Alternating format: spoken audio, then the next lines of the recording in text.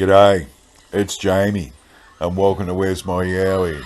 Today, I'm reading a few old newspaper reports about the Tantanoola Tiger, probably Australia's most famous Big Cat Thylacine sightings near Mount Gambier, South Australia in the late 1890s.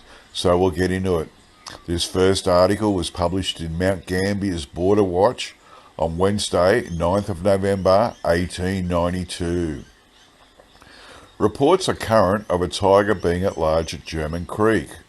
An Aboriginal man reports having seen a large black and yellow striped beast that almost turned him white with fear.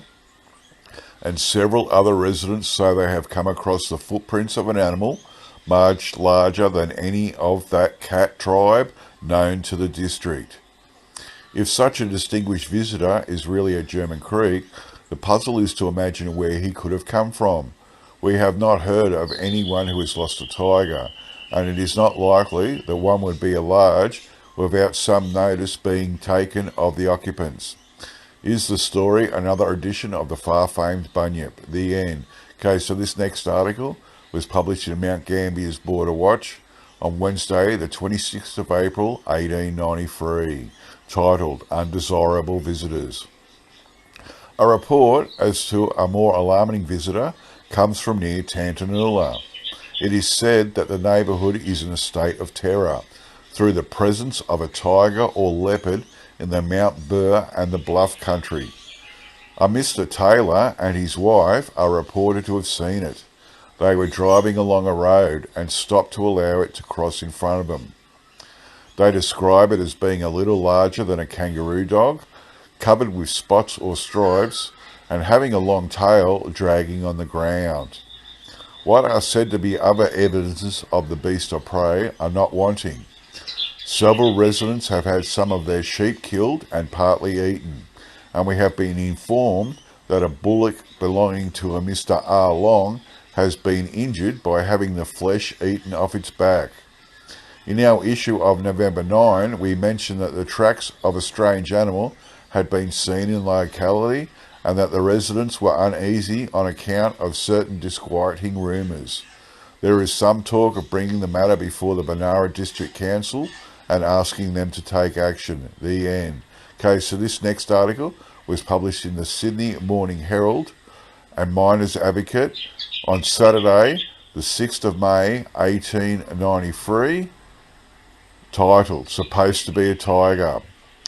Considerable excitement prevails in the Tantanoola district near Mount Gambier, owing to the depredations of an animal which is believed from its footprints to be a full-grown tiger. The animal has killed a bullock. It is believed it is a beast which was lost when a cub 13 years ago from St. Leon's Circus when travelling between Mount Gambier and Millicent.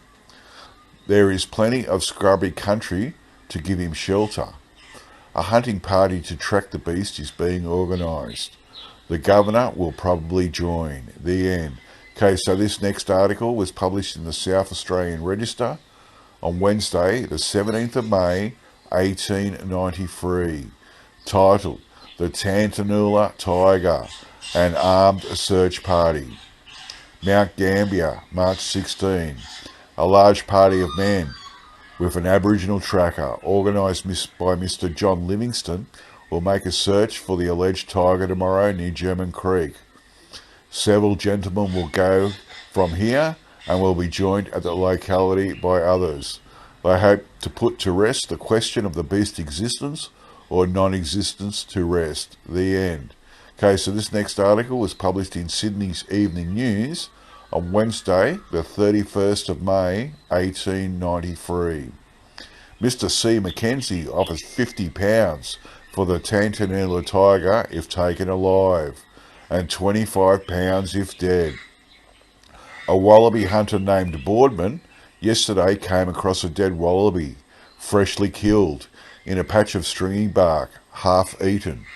Beside it were footprints like those of an enormous cat, and he believes that it was the tiger's work.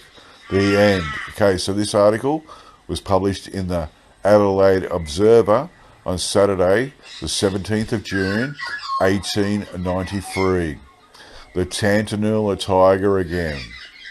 A Mount Gambier resident, in a letter to a friend in Adelaide, says, "The Tantanoola Tiger has again been seen, but since its last appearance it must have grown very quickly, as when seen the other day it was as large as a horse, and had changed its colour to a dusky brown, evidently to suit the dull times and dull weather which are now prevailing." The end. Okay, so this next article was published in Mount Gambier's Border Watch on Wednesday, the 26th of July, 1893.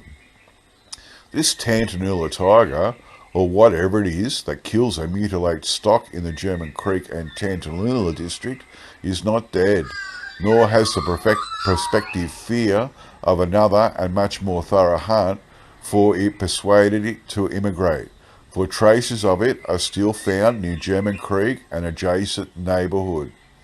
Recently, the carcasses of several sheep have been found, mutilated near Coolah in a manner unusual for a wild dog, and the residents there are convinced that, whatever the animal that does the mischief, be a tiger or not, it is not a dog.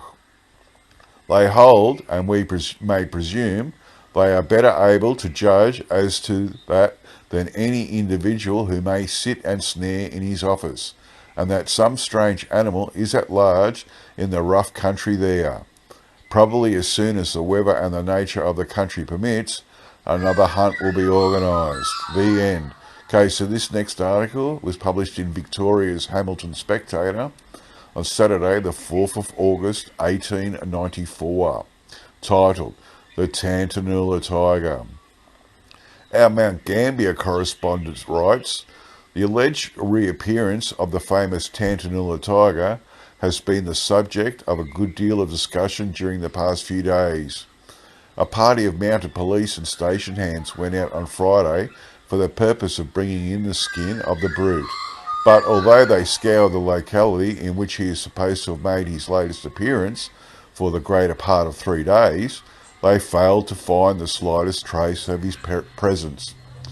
Mr. Uphill, who brought the news of the last appearance of the tiger, is, so far as I know, a thoroughly reliable young man, but his account of his recent adventure is singularly deficient in important details, and suggests that, suffering from a severe scare, he has allowed his imagination to run riot and magnified what may after all prove only to be a large dog into the ferocious denizen of the Bengalese forests.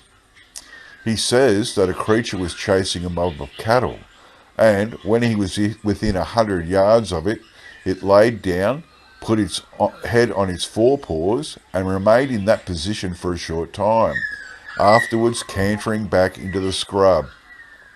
Strange enough, although so close to it, he failed to notice whether or not it was striped, and all that he could say about it was that it was of a dark tan colour, something like a lioness.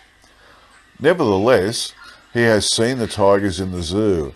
He had no hesitation in declaring that this to be a genuine Bengal tiger. Everyone who is supposed to have seen the tiger has given a totally different account of its colour, size and general appearance, and it may therefore be supposed that a whole menagerie of wild beasts has broken loose somewhere in the district, and the wonder is that any boundary riders and bushmen have been left alive to give further descriptions of the various animals. The end. Okay, so this next article was published in Sydney's Daily Telegraph on Wednesday, the 8th of August, 1894. A Mount Gambier youth has galloped far with erect hair and distended eyes to tell of the tiger again. He suddenly came across the monster, which of course had a full-grown sheep in its mouth at the time. In all these one-man observations of devouring beasts and strange animals of a destructive type, they are seen at their worst. The end. Okay, so this next article was published in Adelaide's The Express and Telegraph on Thursday, the 22nd of August, 1895, titled The Tantanoola Tiger. At last, the Tantanoola mystery has been solved. For many months, the residents of South East have been much exercised in the spirit over the vagaries of some member of the genus Carnivora, which has generally been accepted as a tiger. The tiger has become famous. All of Australia has heard of the animal, and no doubt the entire civilised world will be interested in learning its ultimate fate. It has, in fact, been the cause of much jealousy. Their Victorian neighbours were not long behind the Mount Gambier people in laying claim to a share of the beast's attention, and at one time hopes were entertained in the Corn district that the distinction had been confirmed on that locality by its presence. Many skeptics have declared their belief that there was no such person, and some have been so ungenerous as to ascribe the appearance of the strange striped quadruped entirely to the influence of locally made spirits. However, all these doubts have been set to rest.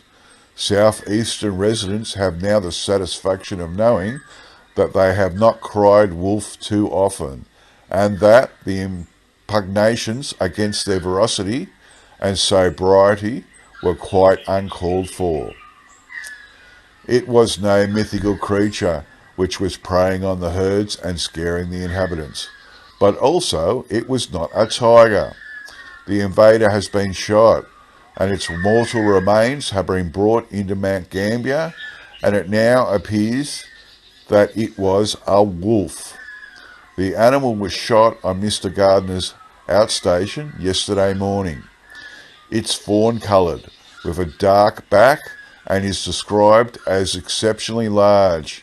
It measures 4 feet 6 inches from the head to the tip of the tail. The skin is to be stuffed, and no doubt the ultimate fate of this interesting member of the Vulpine tribe will be that it will be exhibited for the benefit of admiring crowds as the Tantanoola Tiger. Its extinction will cause relief to the local sheep owners, but to the southeastern journalists the loss will be almost irreparable. The tiger has instigated nearly as many interesting and imaginative paragraphs as the once popular Bunyip, and the enterprising pressmen of Mount Gambier and the vicinity will now have to seek some fresh source of inspiration. The end. Okay, so here's the final article, and this was published in Western Australia's Coolgardie Mining Review on Saturday, the 4th of January, 1896.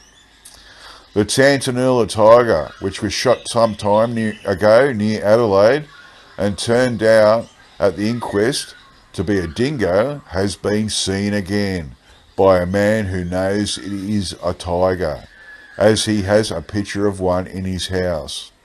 The Tantanoola Tiger, the Bunyip, and the Wild White Man will probably go down to the next generation together. The end. Well, this is amazing and crazy. So it's like for 3 years plus, they were seeing either big cats, the wolf, which turned out to be a Russian wolf, which what's that doing in Australia, or thylacines. So many people seen it. There were so many more articles I could have read for this story, but I just had to cut it down to the main ones. But it's just so crazy. Like, so for 3 years that they've seen it. At one stage, they actually killed. They poisoned a massive big feral pig, and they thought that was the tiger because that was killing sheep as well. But the stock were getting mauled by a creature that had teeth, obviously, and it's just really crazy because so many people saw it, and there's so many different accounts of it, from being as big as a hunting dog to being as big as a horse. From being tan-coloured to being stripes to having spots, and it's just really insane. And when they finally caught it, they thought, yeah, we've killed it, and it turned out to be a Russian wolf. And then 6 months after that, another guy's seen it, and a few other people seen it again, and everyone was saying after they killed the wolf that wasn't the Tantanoola Tiger, because everyone said that they seen one with stripes. So it makes you wonder what different different creatures are out there. And if you're ever in Tantanoola, if you go to the pub there, which is known as the Tiger Hotel, they've got the stuffed tiger or the wolf there on display. Okay, that's it for me. I'll get back to you all next time. Bye.